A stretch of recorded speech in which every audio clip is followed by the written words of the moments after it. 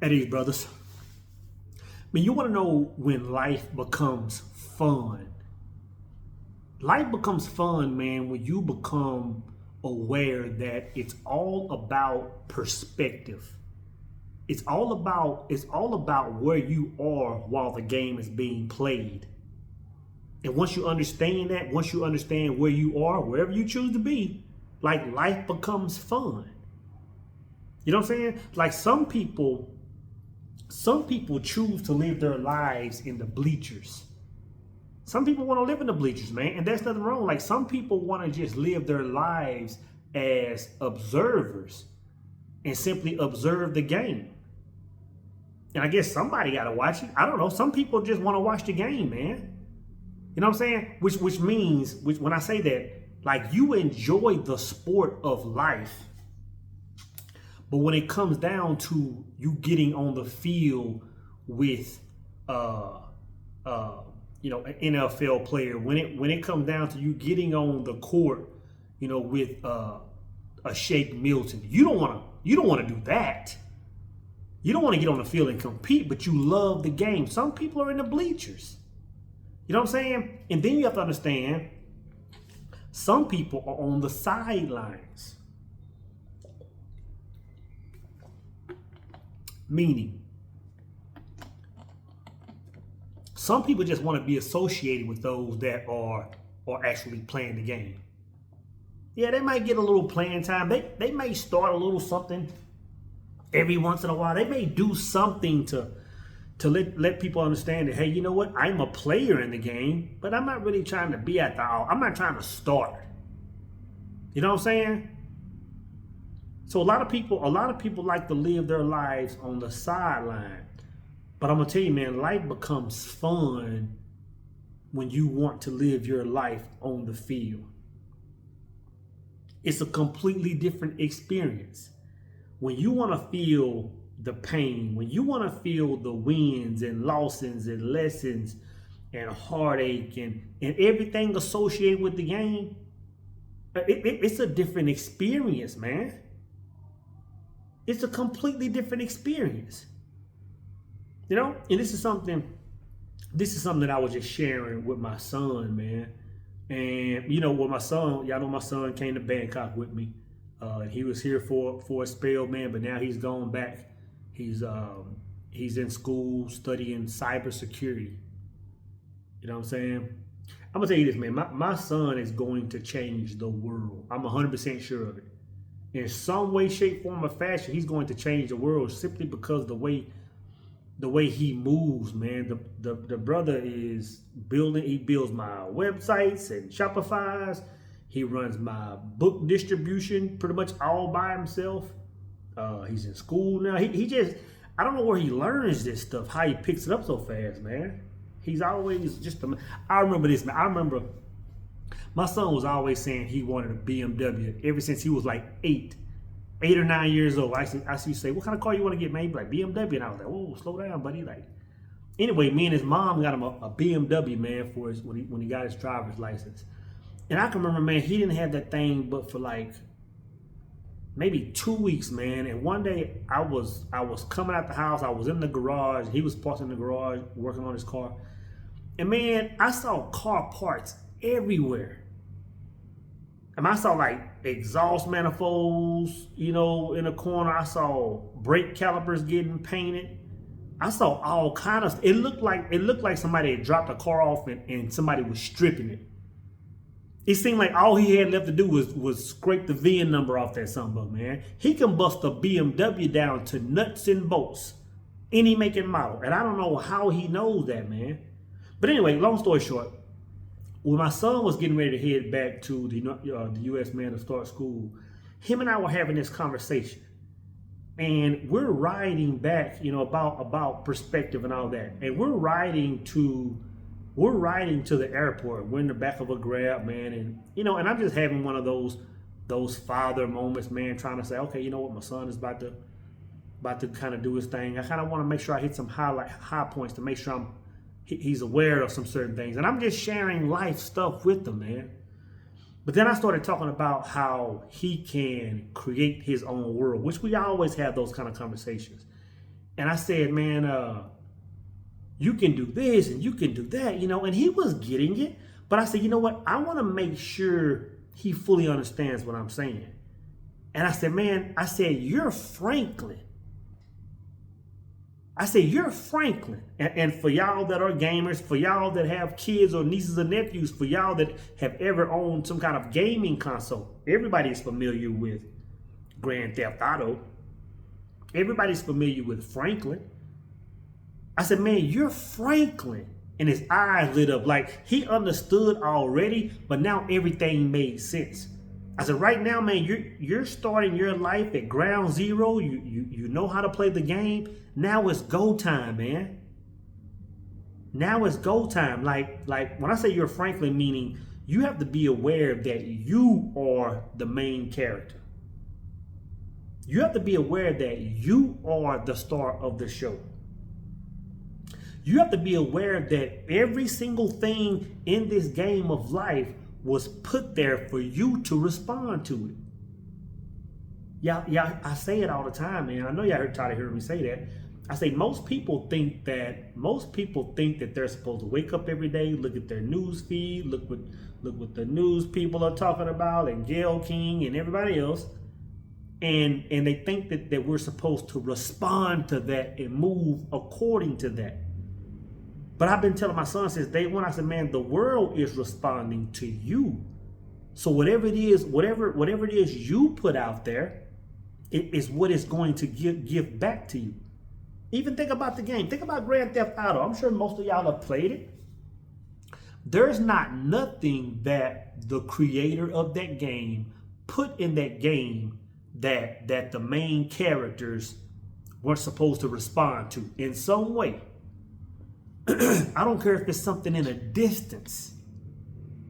You know what I'm saying? You'll be walking down the street, man, and you'll see all the little the women walking around, and they dressed, barely got clothes on, and they're like, hey, how you doing? You got people over there fighting, you got people arresting people, you got people shooting each other, you got cars burning down in the distance, and everything else that happens on the game. All that stuff is for you. All of it. It's for you to respond to. It's for you to say, you know what? Who am I? And will I stay in character? You have to understand that, man. And once you understand that about the game of life, everything changes, bro. Everything changes. But to really capitalize on that, what that means is, because when I say you must stay in character, what that means is everything about you must be intentional. It simply means everything about you, man, everything about like all your decisions, all your decisions, all the people you associate with on the game, every single thing you do, every single thing you put on your body, every single vehicle you jump, like you have to respond to that world, and that world is going to give you exactly where you vibrate. You know what I'm saying? And I know there are other players on the game, man, Michael and Trevor, and those have some significant placements as well, man. But it's all about staying locked in, is all I'm saying. It's all about staying locked in and staying in character. And you know, it's like this. When you think about how this world operates, when you think about us as men waking up every day, having a brand new day, most of us men will get up and put all of our attention on those things that I mentioned.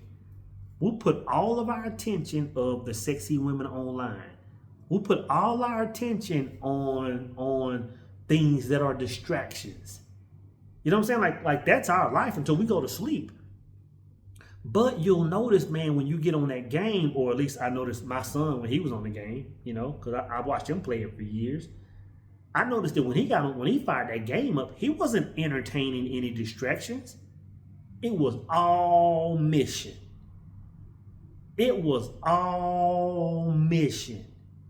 All I saw him doing was robbing armored trucks and making business deals and talking to people on the phone about doing certain things. And You know what I'm saying? It was all business. He wasn't going to no clubs. I know they got clubs. He wasn't entertaining that. He understood the value of intention and the value of his time and the value of his power. So all I'm saying to you, brothers, man, is you have to understand that you're Franklin, man. You're Franklin. The world is responding to you, man. And as soon as you understand that, man, it's just like it's eye-opening. And when I say the world is responding to, like when I say, for example, that everything is there for a reason. Now I'm talking about real life, man. It's like, and I know some of y'all do it too. It's like when I leave the house, even if I'm sitting here making a video, you hear that noise in the background? That whine, that motorcycle. Even when I'm sitting there making a video and I hear something like that in the background, or I hear birds chirping, or I hear people talking outside the window, I understand it's there for a reason. And I might not be able to speak to that reason, but I said it's doing something. I'm responding to it. Even though I'm sitting there making this video, I'm responding to what I hear out that window too, even if it's just on a little.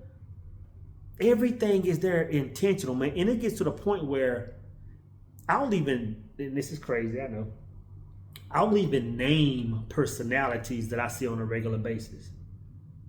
You know what I'm saying? Like for example, when I get up in the morning, man, I get up at 0:30, literally, and get my get my exercise in, get my workout in, get my jog or steps or whatever I'm going to do, right? Like when I'm out, man, and it's 2 in the morning, 1 in the morning, 4 in the morning, and I see the same people, I give them names. Like when I first leave out of here, it's these 2 women, and they're twins. I think they're twins. They're at least sisters. They look so much alike. And every time I leave the house, man, and it's like 1 o'clock in the morning, they're out there washing dishes on the street. Like they be selling street food, and everything closes, I guess, around 12 o'clock. So about 1 o'clock, they're cleaning up and they're about wrapping up. And every time I see those, what I call them twins, every time I see the twins, I just feel good, man. I'm like, man, I said they're working together. They got a business. Like, man, like life is good. And I feel good about it. And I call them the twins. Because I understand that they have their own lives, but they're there for me to respond to, just like I'm there for them to respond to. There's this man I see over by the MRT. I call him the sandwich man. The sandwich man. And the reason I call him the sandwich man is because I can tell he's a well-to-do man. I can tell he's in good shape, you know, as far as his life. He's dressed nice. Every time I walk by him, I can smell his cologne every time. His hair is always clean, but he has this thing around his neck, like a necklace, and it's a basket that kind of hangs around his stomach. And in that basket are sandwiches. And it's like he's selling sandwiches before he goes to work or something.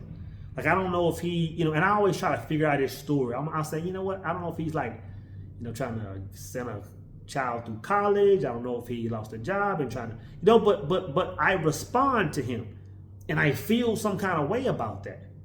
You know what I'm saying? And you have to understand that everything in your world is either going to add to your character, or it's going to slowly try to pull you out of it. But it's responding to you. So at the end of the day, man, it's all about staying locked in and consistently building. I'm gonna say that again, man. I'm gonna say it again, because we always talk about staying locked in. But it's like staying locked in and doing what? Staying locked in and doing what? Like you can lock yourself in the house for 24 hours and cram your mind with YouTube videos. You can cram your mind with books. You can cram your mind with anything that you might, and I'm saying valuable things. But locking in, we have to start speaking more about what locking in means. And when I say locking in, I'm saying, of course, like, stay focused, but you have to be building, bro. You have to be building something as a man. Like you have to be, in other words, let me say it like this. You have to understand. I ain't gonna say it no other way. I'm gonna leave it like that. You have to be building something. You have to be putting your essence, you have to be putting your knowledge, you have to be putting your skill set into something with the hopes of, or with the intention of it expanding. With the intention of it expanding your world. Going back to my son on Grand Theft Auto. I might sit there and watch him play, because when he was young, he was like, Dad, watch me play. I'm talking about he was like real young. He wanted me to sit there and watch him. And I'd be sitting there trying to multitask, man. He wanted me locked on the screen. He'd be like, watch me play, watch me play. And as he got older, it got to the point where I could watch him for about 5 minutes, and then I could just kind of walk around the house and do what I had to do. But every time I did that, when I came back to the game, whether it was a couple of hours or whether it was a few days or weeks, like his kingdom looked completely different. Since he was locked in, his game, his kingdom in the game would look completely different. His closet had a whole new wardrobe. His garage had 2 or 3 cars, and he'd be showing me he might have a crib in the city and another one out in the middle of the, you know what I'm saying? He was wilding. Bank account on 10. He was building. And he was saying, hey man, and he showed me, like, hey man, you can start these, and he would break that down. I never got that part of the game. In Grand Theft Auto, you could start businesses. And he'd be like, yeah, I'm starting this right here, and da-da-da-da-da. He was locked. And my thing is, if we understand as men, like the discipline we put into Meta, the discipline we put into Xbox, the discipline we put into 2K, the discipline we put into Forza and all these other games, man, if we can learn, if we can understand that we are Franklin, oh, it's over with, bro. Because now we're living life from what I would consider to be the highest perspective, the most fun perspective, the most engaging, the most interactive perspective. So all I'm saying is this, man. Remember that you are Franklin and stay locked in, man.